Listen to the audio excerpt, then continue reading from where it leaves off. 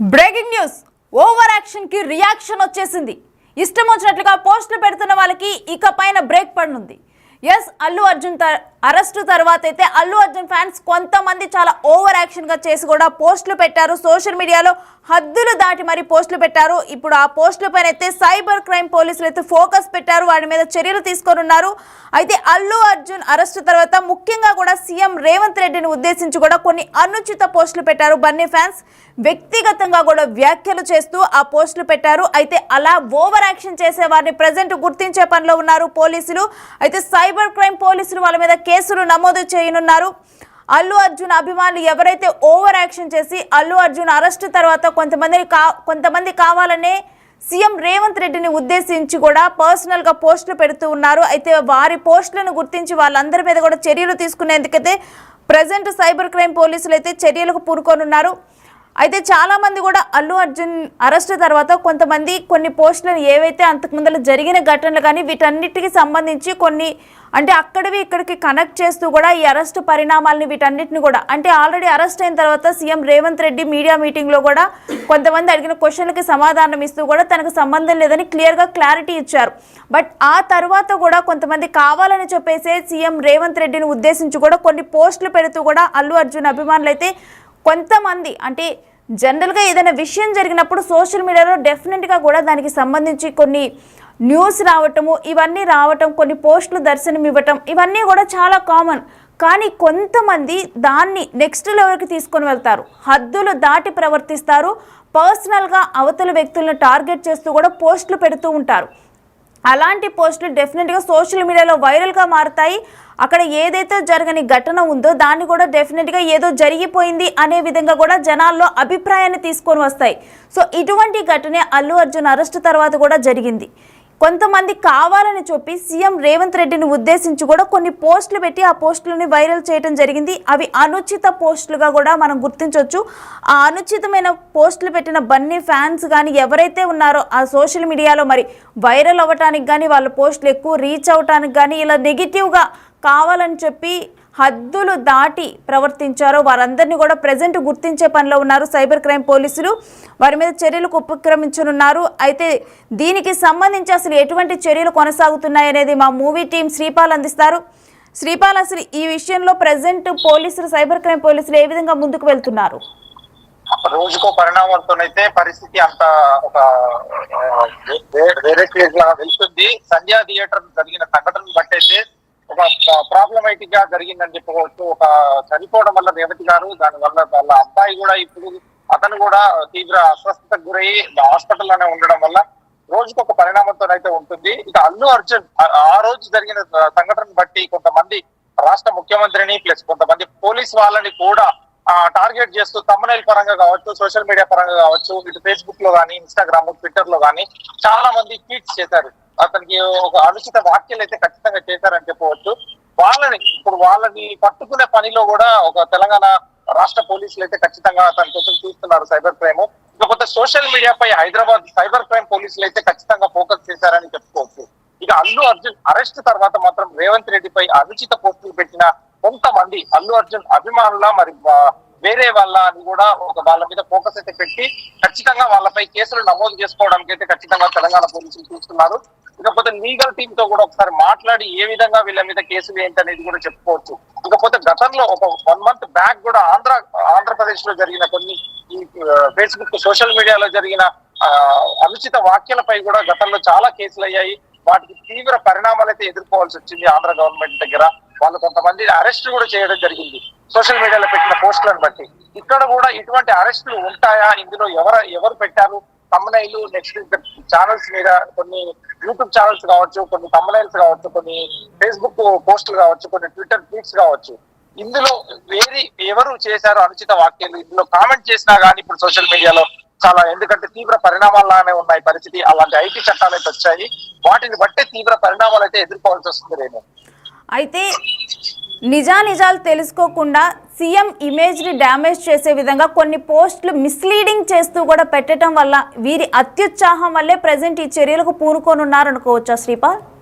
ఖచ్చితంగా వీళ్ళ అత్యుత్సాహమే వీళ్ళకి ప్రాబ్లం చేకూరేలా ఉంది. ఎందుకంటే ఒక రాష్ట్ర ముఖ్యమంత్రి కావచ్చు, చట్టం ఎవరికైనా చట్టం అనే సమానం అనే ఒక ముఖ్య ఉద్దేశంతోనే చేశారు. సార్ అని కాదు, ఇదిగా ఏది అవ్వకుండా కూడా.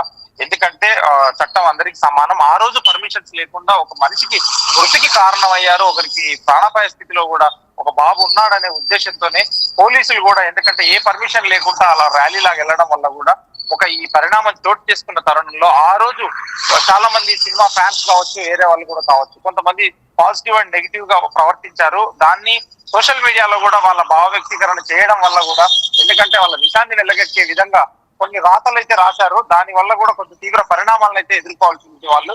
దీన్ని బట్టి పోలీసులు అయితే ఖచ్చితంగా, తెలంగాణ పోలీసులు సైబర్ క్రైమ్ వాళ్ళైతే ఖచ్చితంగా పోలీస్ కేసులు బుక్ చేయడానికి అయితే ఖచ్చితంగా మొహమాటం లేకుండా బుక్ చేయడానికి అయితే రెడీ అవుతున్నారు.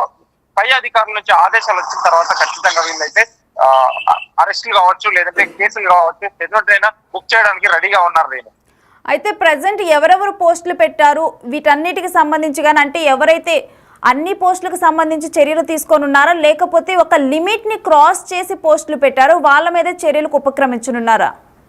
అంటే అనుచిత పోస్టులు పెట్టడం కూడా, ఎందుకంటే కొన్ని కామెంట్స్ ఎలా ఉంటాయి, కొన్ని కామెంట్స్ మంచిగా పెడతారు, కొంతమంది పర్సనల్ గా టార్గెట్ చేసినట్టుగా ఉంటుంది. పర్సనల్ గా టార్గెట్ చేసిన వాళ్ళ మీద ఖచ్చితంగా ఫోకస్ అయితే పెట్టారు తెలంగాణ పోలీసులు. ఎందుకంటే రాష్ట్ర ప్రభుత్వాన్ని కావచ్చు, దానికి సంబంధించిన ముఖ్యమంత్రి గారు కావచ్చు, ఎందుకంటే పర్సనల్ గా ఎవరైతే అబ్యూజ్ గా ప్రవర్తిస్తారో, అబ్యూజ్ గా కామెంట్ చేశారో, అబ్యూజ్ గా ఒక thumbnail క్రియేట్ చేసి పెట్టడం వల్ల వాళ్ళకు మాత్రమే ఇబ్బందులు ఉంటాయని చెప్పేసి ఖచ్చితంగా చెప్పవచ్చు. కొంతమంది పాజిటివ్ గా పెట్టారు, కొంతమంది నెగిటివ్ గా పెట్టిన వాళ్ళను, ఎందుకంటే వీళ్ళు సోషల్ మీడియాలో ఎందుకంటే చిన్న ఒక మీమ్ ఆకారంలో కూడా పెట్టేసి వాళ్ళని కూడా అరెస్ట్ చేయడానికి అయితే ఖచ్చితంగా సమాయత్తం అవుతున్నారు.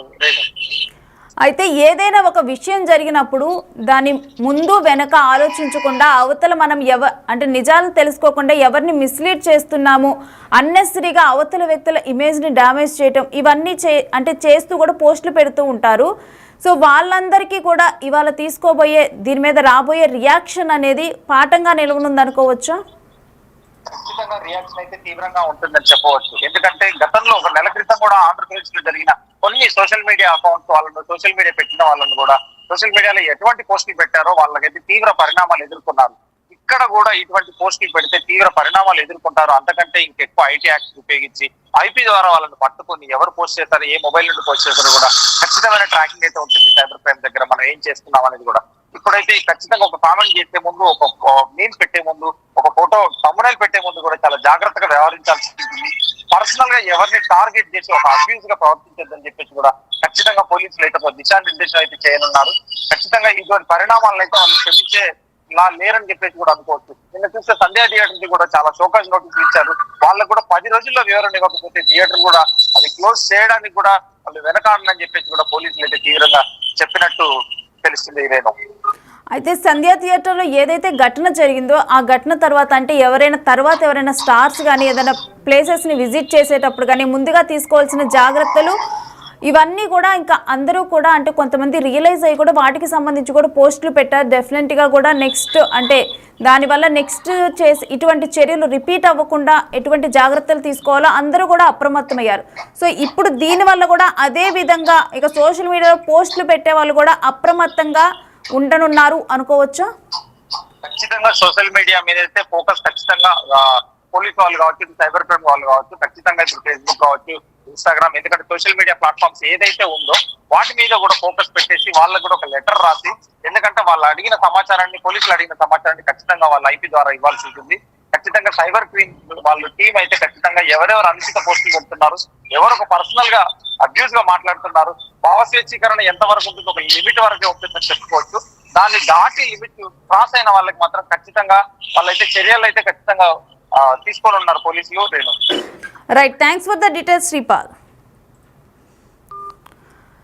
సో ఎవరైతే సోషల్ మీడియాలో హద్దులు దాటి అభిమానం అన్న పేరుతో హద్దులు దాటి అవతల వ్యక్తుల్ని టార్గెట్ చేస్తూ కూడా పోస్టులు పెట్టి ఇటువంటి రెచ్చిపోయి పోస్టులు పెట్టేసి కొన్ని చర్యలకు పాల్పడ్డారో, ఎవరైతే కొంతమంది కావాలని చెప్పి కూడా ఇటు సీఎం రేవంత్ రెడ్డిని ఇమేజ్ డ్యామేజ్ అయ్యే విధంగా కూడా పర్సనల్గా టార్గెట్ చేస్తూ పోస్టులు పెట్టారు. కొంతమంది జనరల్గా ఏదైనా న్యూస్ జరిగినప్పుడు కానీ రియాక్షన్స్ రావటం కానీ వాటిని సోషల్ మీడియా వేదికగా పంచుకోవటం కానీ ఇవి చాలా కామన్. సో మొదట్లోనైతే అలా ఉన్నప్పటికీ కూడా తర్వాత కొంతమంది కావాలనే రెట్టింపు ఉత్సాహంతోనైతే ఇంకా పోస్టులు పెడుతూ కూడా దాన్ని పర్సనల్గా మారుస్తూ కూడా ఇది ఒక పర్సనల్ గొడవలాగా అన్నట్లు కూడా ఇటు సీఎం రాష్ట్ర ముఖ్యమంత్రి అని కూడా చూడకుండా వారిని ఉద్దేశించి ఇలా ఇమేజ్ డ్యామేజ్ అయ్యే విధంగా డెఫినెట్గా ఒక సీఎం ఇమేజ్ డ్యామేజ్ అవుతుందంటే అది రాష్ట్రం మీద కూడా ఇంపాక్ట్ పడుతుంది. సో ఇవన్నీ ఏమీ ఆలోచించకుండా కొంతమంది కావాలని ఉద్దేశపూర్వకంగా కూడా ఇలాంటి పోస్టులు పెడుతూ కూడా హద్దులు దాటి ప్రవర్తించారు.